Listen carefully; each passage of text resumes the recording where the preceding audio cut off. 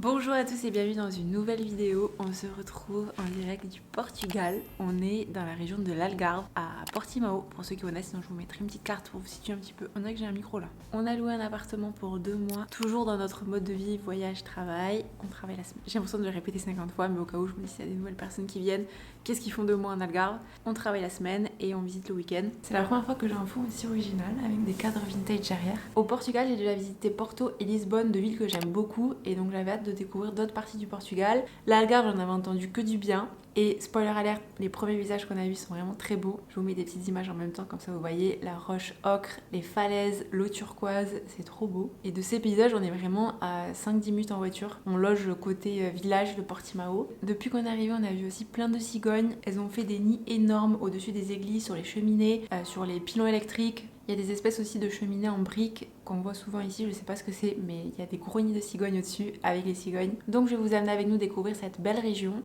On vient d'arriver au Portugal et je vous fais un room tour, enfin un appart tour. Vous allez voir, l'appart est super grand, enfin par rapport à ce qu'on a l'habitude d'avoir en tout cas en voyage. Donc là c'est le salon avec une déco un petit peu vintage sympa, avec ce mur vert kaki très joli. Par contre il n'y a pas trop de luminosité, j'ai l'impression. J'aime bien aussi le tapis qu'elle a mis, très joli. La table. Là il y a l'entrée, là il y a le bazar qu'on n'a pas rangé puisqu'on vient littéralement d'arriver. Là il y a un petit débarras. J'ai pas encore fouillé, mais je vois qu'il y a des petits produits, sûrement des restes des personnes qui ont logé là avant. La cuisine ici, machine à laver, grand frigo, une autre table pour travailler, c'est top. On a une table ici et une table au salon. Petite machine à café, je crois que c'est la première fois qu'on a une machine à café dans un logement. Je sais pas si on s'en rend compte, mais les pièces sont assez grandes. On continue, là on a la chambre. Attendez, on va allumer quand même. C'est pas la bonne lumière. Ah voilà. Là, c'est mieux. Un lit énorme, je crois que c'est un lit king size avec un tapis aussi en dessous. C'est sympa les tapis. Alors par contre, je sais pas au niveau propreté. Les tapis, c'est compliqué à nettoyer. L'appartement, il a l'air super propre. Je pense qu'il n'y a pas de souci là-dessus. Le tapis, je sais pas comment ils font pour les nettoyer. Donc la chambre aussi qui est très spacieuse avec un placard. Je crois qu'on n'a jamais eu un placard aussi grand dans les logements qu'on loue à chaque fois au mois. J'ai déjà mis mes vestes ici. Il y a une penderie là, une penderie en face, un miroir, un grand miroir ici avec une Nina très fatiguée qui vient de se faire 8 heures de route donc elle en peut plus. Et la salle de bain avec une baignoire et les toilettes ici. Voilà, je pense qu'on va être pas mal dans cet appartement. Petite info, je sais pas si vous allez le voir ou pas, mais regardez ce que j'ai eu à Noël / anniversaire, je suis née juste après Noël. La DJI Pocket 3, ça y est, j'ai craqué. Ça faisait un moment qu'elle me faisait de l'œil, il y avait des grosses promotions à Noël. Qu'est-ce que ça va changer pour vous? Il y aura sûrement un meilleur son grâce à ce petit micro. Et j'espère pas trop de louper au début, comme je la maîtrise pas encore. Je préfère vous prévenir. Il me faut un petit temps d'adaptation. Je filmerai pas tout le temps avec celle-ci, mais ça va être super pratique pour les endroits où il y a du monde, où j'ose pas sortir l'appareil photo avec le micro qui est quand même assez voyant. Autant en Asie, les gens regardent pas trop. Chacun fait sa vie, mais en Europe, les gens regardent beaucoup plus dès que tu sors une caméra, que tu te filmes tout seul. Ils sont là, oh mais qu'est-ce qu'elle fait? Donc ça te met dans des conditions pas très à l'aise pour filmer. Et il y a des moments où c'était plus facile pour moi de sortir le téléphone, mais du coup la qualité sonore était pas top. Donc là avec ça, normalement, ça va être bien, notamment dans les villes. Après, quand on marche dans la nature et tout, pas de souci pour sortir la caméra. Mais là, dans les villes, quand il y a du monde, c'est quand même plus discret cette petite caméra. Et je pourrais peut-être capturer d'autres moments que je vous ai pas capturés avec la caméra. Donc hâte de tester ce petit bijou. Et désolé d'avance, il y a des petits problèmes au niveau des mouvements de film. Faut pas que j'oublie d'allumer le micro parce que là normalement je le branche et voilà, là il faut que je pense à l'allumer, ça serait bête sinon. Et je vais voir où est-ce que je peux le mettre. Ça commence bien cette histoire. Des petits ajustements à mettre en place au début. Je suis pas sûre de mettre ça sur YouTube, mais je vais tester au moins pour moi. Je vais filmer en même temps là. On va filmer en même temps avec ça. Voyons la différence, je le mets à peu près. Ouais, à peu près là. Donc si je bouge, que je pose la caméra et que moi je bouge, elle va me suivre. Voilà, ça c'est chouette. Donc là j'ai mis le micro et on teste. Voyons, ça fait pas la même tête déjà. Et ça fait pas les mêmes couleurs. Les couleurs sont plus jolies sur l'appareil photo. Ça fait un peu plus format téléphone. Mais pour filmer en bougeant, je pense que ça sera mieux celle-ci. J'ai faim, je sais pas si vous entendez mon ventre.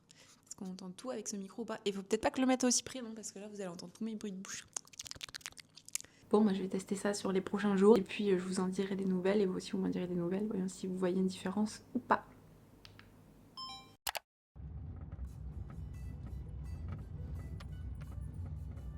Cet après-midi, on part en direction de Ferragudo, c'est à 10 minutes en voiture de Portimao, c'est vraiment juste en face. Et comme vous voyez, on a un temps magnifique, donc on en profite. On va voir si on peut se garer facilement ici ou pas.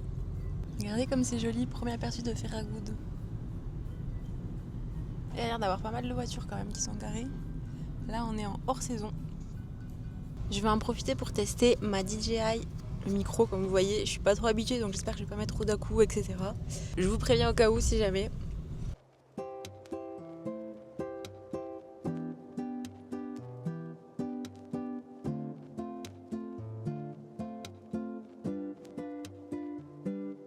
Et voici Ferragoud, on va aller se balader à l'intérieur des ruelles, ça a l'air très beau. Et juste en face, il y a Portimao, comme je vous disais, c'est séparé par ce cours d'eau. Et nous, on aime bien marcher le long de l'eau, mais un peu plus haut, côté Portimao.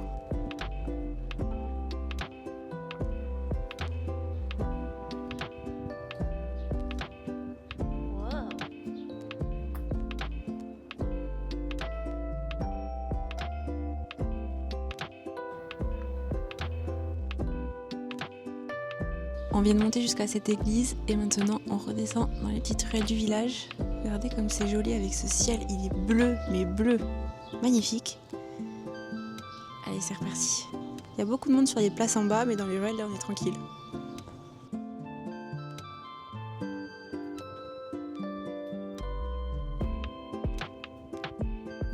Je sais pas si vous allez bien voir, mais il y a des nids de cigognes sur tous l'espèce de cheminée qu'il y a là devant. Il y a 3 cheminées. On les voit super bien à l'œil nu à la caméra, je sais pas ce que ça donne. Vous voyez, à chaque fois qu'il y a une cheminée qui dépasse, il y a un nid de cigogne et parfois il y a la cigogne qui va avec. Et ça, depuis qu'on est arrivé au Portugal, il y en a partout. C'est trop chouette de voir ça, on n'en voit jamais des cigognes. Voilà, il y en a une qui vole.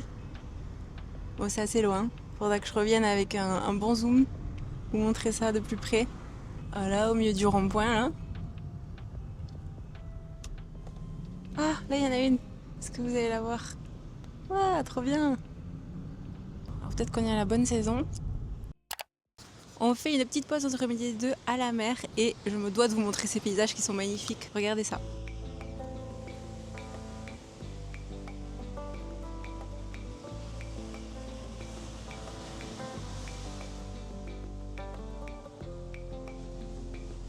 C'est sublime. Regardez la couleur de l'eau avec les falaises ocre, c'est incroyable. Alors on a Playa da Rocha qui est en face et nous on est sur la droite de Praia da Rocha. On n'est pas encore allé à Praia da Rocha, je vais vous montrer quand on ira. On s'est garé juste à côté et on va marcher un petit peu là pour la pause déjeuner. On est parti sur une petite semaine de pluie, donc là c'est le seul jour où il fait soleil, donc on s'est dit qu'on allait en profiter à fond.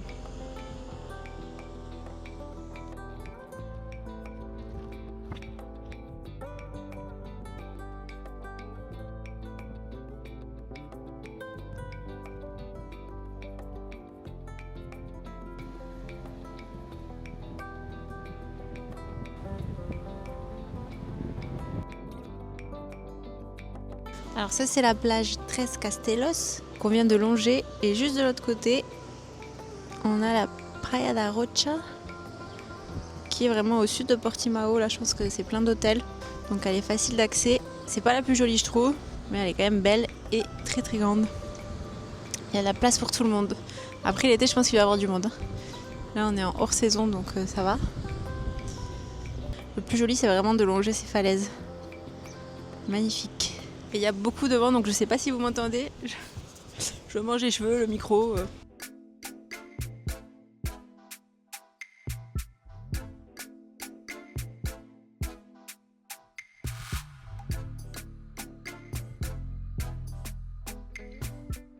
Nouvelle journée au Portugal. Aujourd'hui, on va visiter la ville de Lagos. On vient de faire 30 minutes de route, donc c'est pas très loin de Portimao. Et ça a l'air sympa. Je vais vous montrer ça.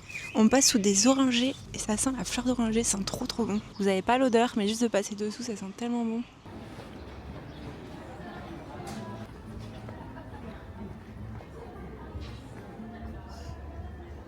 On se balade dans les ruelles, il y a pas mal de boutiques de souvenirs avec des sardines, des poissons, ça, et tissus, et des céramiques aussi, il y en a pas mal. Je filme pas à l'intérieur des boutiques parce qu'en général c'est pas autorisé.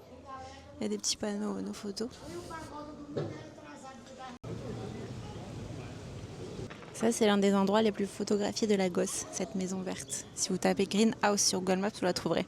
Et là, juste à côté, c'est des jacarandas. Quand ils sont en fleurs, c'est magnifique, c'est des fleurs violettes. Bon là c'est pas la saison, peut-être dans quelques semaines.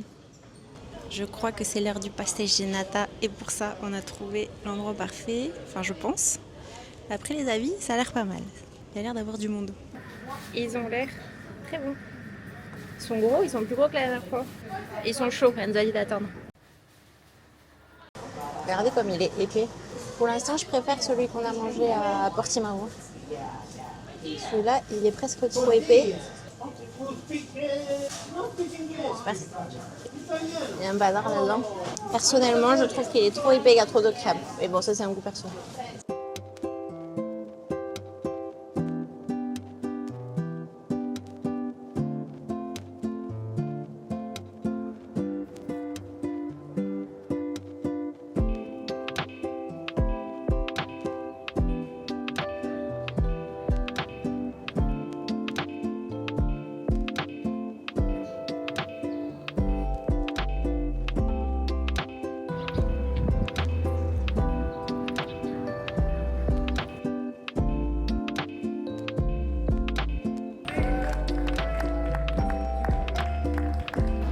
Visiter l'église Santa Maria. Si on peut rentrer, je sais pas. Bon, ce midi, on va goûter un sandwich au poulpe. Ça a l'air trop bon. On va prendre le premier là.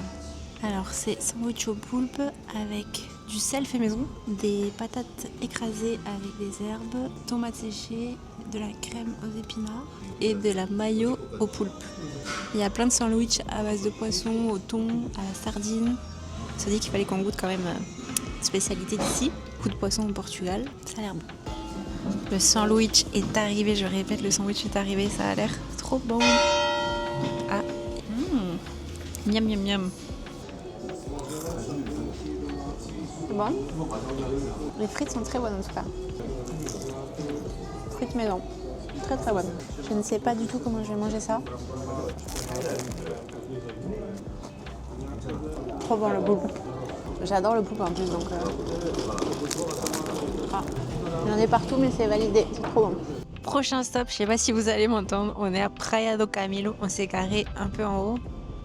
Il y a tellement de vent, c'est très beau, mais il y a beaucoup de vent. On essaiera d'y revenir quand le ciel est bleu et qu'il y a un peu moins de vent. Vous verrez, les couleurs changent complètement. Je pense qu'on va pouvoir marcher sur le ponton en face, pour longer la côte. Et par contre, on peut pas descendre. C'est fermé à chaque fois.